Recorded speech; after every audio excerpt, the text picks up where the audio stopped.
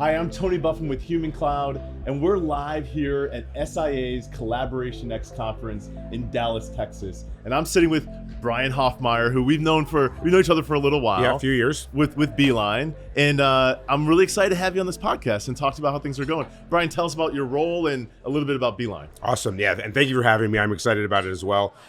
So I am Beeline's Senior Vice President of Market Strategies. Do a number of different things for the company. The hat that I wear most of the time is I've got responsibility for our global partner ecosystem. So that consists of MSP partners, technologies, large and small, from Oracle to many of the companies that are here today, as well as consultancies and suppliers in the space. I've been with Beeline for coming up on 21 years now, which is just kind of crazy to think about. Like, you started when you were 13. Thank you. That's very kind. So an aside, it's ironic to me that so many of us in this space that serves temporary labor are here for as long as we are, right? Yeah. I mean, because my story is not an uncommon. Beeline has celebrated two 25-year anniversaries this week, actually, of our employees. So just kind of crazy. But yeah, part of the Beeline executive team, and just absolutely passionate about the importance of, one, the non-employee workforce, but also collaboration. Like, as someone who manages partners, my job is about connections. And so this conference really fits in well with that. Well, and probably part of what enables that kind of long tenure is Beeline is constantly evolving, staying at the front of the front of the pack. Yeah, and part of that is bringing on not only new partnerships but new teams. And one of that is MBO Partners. Yep. Tell me about how that was a great splash. I think a lot of people thought it was super interesting. Yeah. Tell me how it's going. Yeah, I think a lot of people were quite surprised by it because it was frankly, it was a different direction for Beeline. We've been a technology company for years, ever since we spun off our own MSP. But what drove the acquisition, because I think this is really important, is our strategy is to have the right solution for every different way that people engage non-employees. And there's a lot of different ways, as you know, that people engage non-employees. And so we looked at ourselves and we saw this hole around independence. And we also saw that that's a market that's growing. I mean, we saw that, both at the CWS conference a couple of days ago and this conference, seeing those statistics, it's going to continue to grow. And so that really is what represented an opportunity for us to find a solution for that, to fulfill our mission of having the right product for all those different ways people engage non-employees. And, the acquisition has gone really well. One of the things that's incredibly important to Beeline in general is culture. A lot of times when we ask our clients why they bought us, why they stay with us, of course, there's features and functionality and commercial arrangements and all those things that matter. But feeling like the Beeline culture matches theirs, and we're there to serve them in a long-term, bi-directional, really important relationship. And so that's true of how MBO works with their clients. A lot of what MBO does is serving very high-end independents. And so, it's a high-touch business that requires a lot of care. So that fit in really well. Their people fit in really well. And, actually, it'll be interesting. Doug, our CEO, is speaking at the end of the day today on one of the sort of TED Talk style things they're doing here. And he's talking about build, buy, or bust. And he's going to tell stories of acquisitions. And he's going to tell some stories of things that didn't go as well. And like when we've acquired other technologies, there's been a bit more butting of heads because there's, our way, their way, like you're competing directly. And so there's feelings to get over and all those things, right?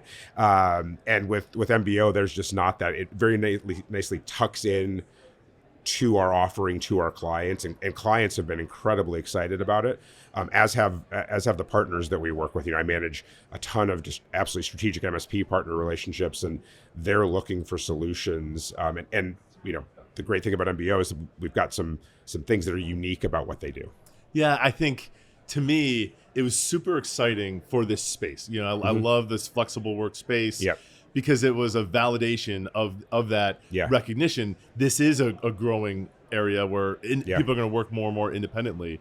But, I see a challenge in enterprise adoption because there's so many hurdles to bringing in a lot of these disparate or marketplaces. When they can access it directly through you, it's it's automatic. It's a big hurdle that's just completely disappears. Right. Yeah. It's taking away one of those objection points and friction points, I guess, if you will, to make that process that much easier. Because especially when it comes to independence, a lot of customers, you ask them if they use independent contractors, and there's kind of some like embarrassed, like looking around, like, no, we don't do that. And like, it's not true. They do. They do. And maybe they don't know, or like you said, or maybe they feel like they shouldn't be, but they are.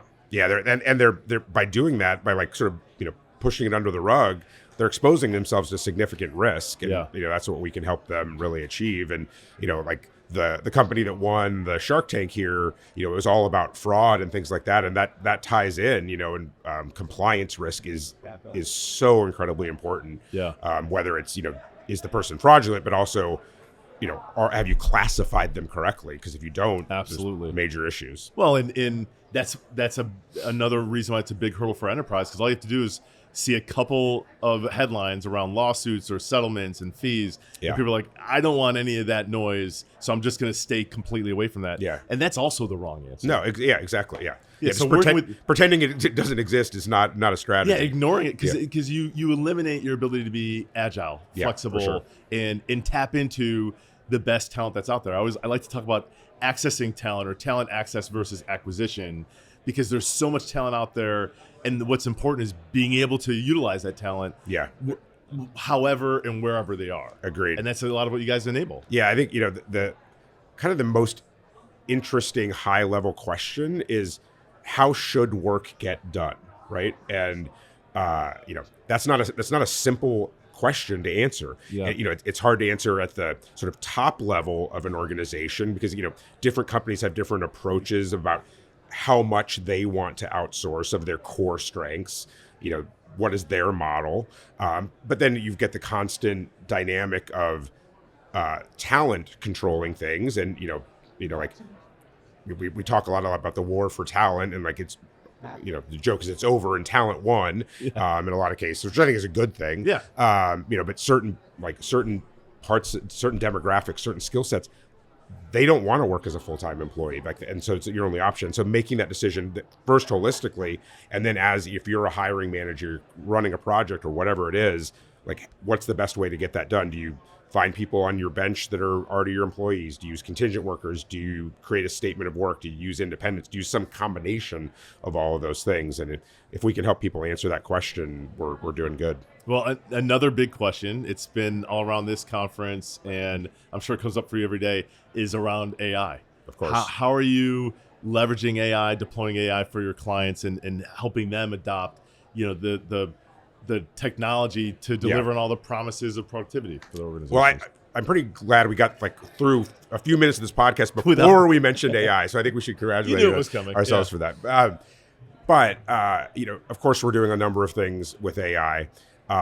We don't say that we're AI first, because we think that's sort of a false flag. AI is enabling processes. The most important thing for us is, one, that there's a human in the loop. Because when we're talking about making decisions about people, about who to engage, like, we need that human in the loop to validate that decision, to make sure that the AI is correct. And then on a related level, you've got to have the right amount of data in order to be confident that the decisions you're making are good. Because, when you see, small organizations, small providers, they may have built some AI that looks good on the surface, but there's not that foundational data, and that puts the decisions that it's making, it makes them suspect. And so we very, very deliberately make sure that the data is backing up the results, and we're constantly checking those things and improving the algorithms that we use throughout our application. And we've got a whole range of different things. Some we build ourselves, some that we look to partners to add to what we do, because they've built something that's quite cool. I think the most important thing now is to look at what should AI be doing versus what humans should be doing, right? And it's a very complicated sort of, not just in our industry, that's like a universal kind of question to be asking. But there's so much can automate that makes humans better. Absolutely. Well, AI ideally is also an enabler. An enabler of creativity, because it's hopefully taking a lot of administrative, mind-numbing activity off our plate. but it's easier said than done. Yeah. And especially within organizations that have a lot of complexity. Oh, yeah. And you have to get over the trust hurdle as well. That's hard to implement. For sure. And it's also hard to drive adoption. I mean, they talked about that on the panel this morning. Like the biggest hurdle is not IT, it's risk, compliance, and legal. Yeah. And like we see this all the time. Our clients are really excited about the things we're doing. And a lot of our clients, we're incredibly privileged to work with some of the biggest brands in the world, but large, complex organizations. And, we get our stakeholders that are in talent acquisition or HR, procurement, some combination of those things, they get excited. But then when, risk gets a hold of it, compliance that's when the gates start coming up, and it slows adoption. And I don't think that's just our experience. Like that's sort of a trend that we're seeing. Well, I think these big brands, I mean, they have all these resources, legal and whatever to protect them. So it feels like things can happen even more slowly. Yeah. They need really reliable partners to help them navigate that process. And to me, that's part of the benefit of working with so many is you had that experience. You know what you've helped them navigate, or other companies navigate that before. Sure.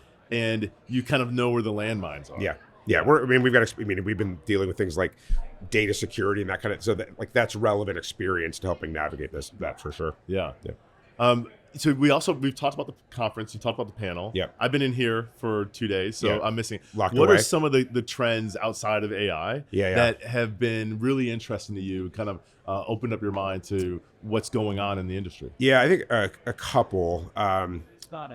One is that there seems to be a renewed interest in making sure that when I'm saying this, I'm talking about buyer companies that buy contingent labor, which is our primary client, in making sure that they've captured all of their workforce in their program, whether it's a VMS only program, whether it's a program with an MSP and a VMS, because until you got it all managed and visible, you can't start to make decisions. And so that's something that's really, really important to me and to us. It's like, because it's a bit of a, if you're talking about total talent management, but you're not managing all of your workforce and have visibility, like get that done first. And then, and so like that, so I'm seeing a renewed interest in that, especially around statement of work, because I think that's the other thing. There's a lot of talk around of staffing companies shifting to becoming solution companies, right? And which I think is great. One, it diversifies their business because it's yet another hard year in staffing. Yeah. And it, customers like that delivery model because it shifts the risk on the delivery to an external party. And so that's a related trend that we're seeing, and there's a lot of talk of. I talked to John, SIA's global head of research, yesterday, and we talked about kind of where staffing's been over the course of this year, but he expressed some optimism going into next year around the industry growing a little bit. When you think to next year, what do you see on the horizon? Yeah, I would agree with John. We do some tracking across our client base where we try to normalize effectively what is same store sales, right? So we're taking out new customers. We don't put a new customer into our kind of same store until they've been with us for a while. Growth within a customer, so we can kind of look at those trends, right? And we're starting to see a slight, like it's like almost imperceptible slope in the growth, but we're starting to see it. As we were talking, I saw a slide pop up on the monitor that's behind us of the Bullhorn SIA Staffing Index. Yeah. We track that pretty closely. Okay. And it shows, I think, reason for optimism. I don't think we're going to get to kind of like hockey stick growth. And it's kind of interesting to think about, like, will we ever get back to like what we saw in like at the start of the pandemic, like 2020, 2021, like we should probably erase those years and reset the baseline, because I just think they're it's a huge outlier. There's anomalies in life, right? And I think we are starting to see the impact of AI on certain things that used to be done via contingent staffing, QA testing, lower end customer service. Like those jobs aren't coming back to people, and so it'll be interesting to watch the growth over the next few years. Yeah, but even if it's almost imperceptible, it's at least it's a slight tick up versus a slight tick down. Yeah, I feel like I need to knock on wood say that, because we've been wrong. Like we've all been wrong on this before, but it's hard to predict. Yeah. Well, and that's, to me, we're in such an unpredictable age. Yes. I've talked a lot about this in the past, that it makes it really difficult to plan and prepare, which is why organizations need access to flexibility with talent. So if it's better than we expect, then they need to be able to quickly access talent to support that and drive that growth. If it's not, they need to be able to adjust down where they need, or a new technology comes out, they need to be able to shift their talent to embrace that technology. Having a partner like Beeline enables that for them, so that they can adjust on the fly. Helps them make those decisions. I mean, like ultimately, when we talk to our clients, they've been with us for a long time. The thing they value more than anything else is the visibility to make decisions. And that gives them different levers they can pull to achieve a result. And even within the same company, you're a really good point. Like things change. Like all of a sudden, like, oh, I've got to have this kind of developer because that's what's hot to do the thing I've got. And like, the external workforce really helps with that. Again, we don't have a crystal ball. You can't see it. I wish. It'd be really great. We probably wouldn't be here. Yes. But the more that you can adapt quickly, the better off you are, and that's where we win. Is speed. And the right partnerships allow you to work with speed. Not having those really draws your whole organization back. Agreed. What are you the most excited about that's coming up on the horizon? I mean, I'm excited for the industry to get back to growth because I think it's had a chilling effect. I mean, people have kind of been mopey, which I get. Brian, you're never mopey. I try not to be mopey once in a while. Ask my wife. She'll tell me I'm mopey from time to time. But so I'm excited about that because I think that's just going to drive excitement and innovation. For us specifically, I'm excited to see how we continue to incorporate all these various companies. For us, we're now a multi-product company. We've got all these different solutions, which is it's really fun. It's really fun to 5 years ago, you and I are having this conversation. Not everyone in this room was my customer.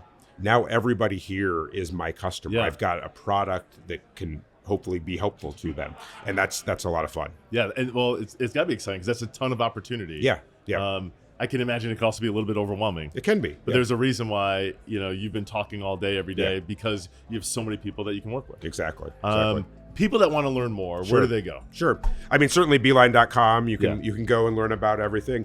Anyone who's listening or watching can feel free to LinkedIn to me. And then I'll even throw out my email address because it's super easy. I'm at hoff@beeline.com. And, like I said, I'm passionate about this space. Always glad to have a conversation. Well, it's great to have a conversation with you. So I much always fun. love bumping into you at these conferences. Me too. Thanks for joining me. Of course. Thank you.